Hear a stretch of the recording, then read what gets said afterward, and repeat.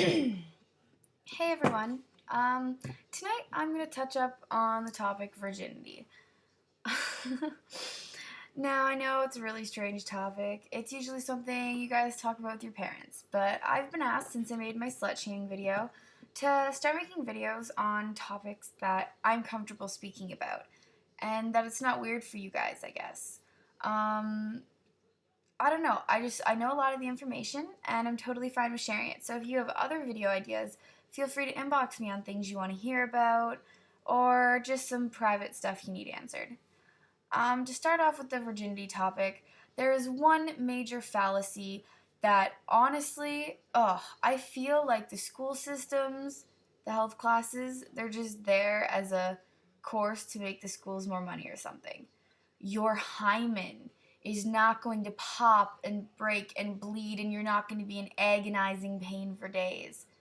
Your hymen is an elasticy side, like crescent shaped little layer of skin that big, maybe about the width of a fingernail, but like elasticy. And a lot of people, it gets broken from wearing tampons, from riding bicycles, going over speed bumps, riding horses, different sports. Sometimes you're born without them.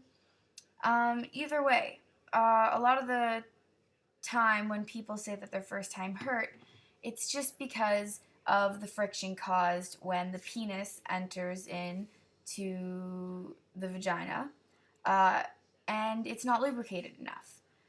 Your vaginal walls will create like a mucousy type substance, which is natural lube, otherwise known as when guys say they're making her wet. There is actually a real cause for that. Without it, it can cause friction, which can create rips or tears in your condoms, and it can just lead for an uncomfortable burning feeling down there, which is really, really awful for girls. Um, Another tip to know, pee. Go pee after you sleep with somebody. Doesn't matter if it's the first time, if it's the 10th time, whatever. It cleans out your urinary system, which stops people from getting urinary tract infections, which is when the buildup gets caught in your urethra and it causes a burning, stinging pain, sometimes a little itchy, a little swollen down there. It's a regular occurrence if it happens to you. Don't think you're strange. Just a little tip on how to avoid it. Next, do not be afraid to be open and ask your partner. How many people have you slept with? Have you had unprotected sex? Have you ever had any signs of STDs or STIs? That's your right to know. It's something you need to ask because you need to worry about yourself before you worry about somebody else.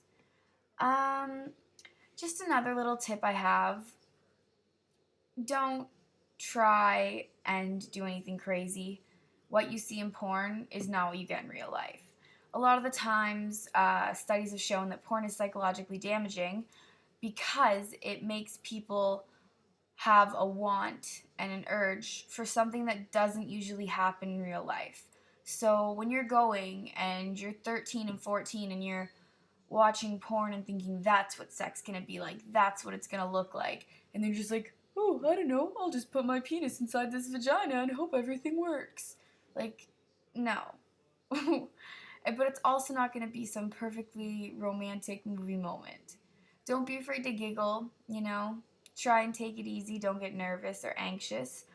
Um, and just be safe, wear a condom. If you're on birth control, make sure you're keeping up with that. Um, and just make sure you're both clean. Other than that, I don't have any stresses or worries to share with people. Surprise! Unless I just see virginity as a socially constructed item. It was used to sell off girls. Their fathers would give them away to boys. They'd be like, look at my precious, innocent, virgin daughter right here on display. Oh, you're going to trade me 3 horses, 2 cows, and a pig? Great, take her. But for the girls that weren't a virgin before they were married, or weren't a virgin when they got married, sorry. I don't have a script here, guys. I'm winging this. This is my first take of the video, and it's going to be the only one because I don't like redoing it. If women weren't virgins when they went to be married off, they were disowned by the family, kicked out on the streets, often, were forced into prostitution because a single woman back in the day couldn't get any other job. Now, we're not talking like 40, 50 years ago, we're talking hundreds of years ago. And you'd be surprised how some men and religions haven't changed their ways in thinking.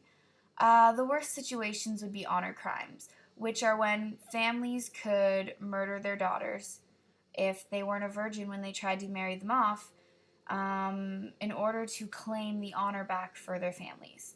And that still happens to just over 5,000 women a year. So think about that.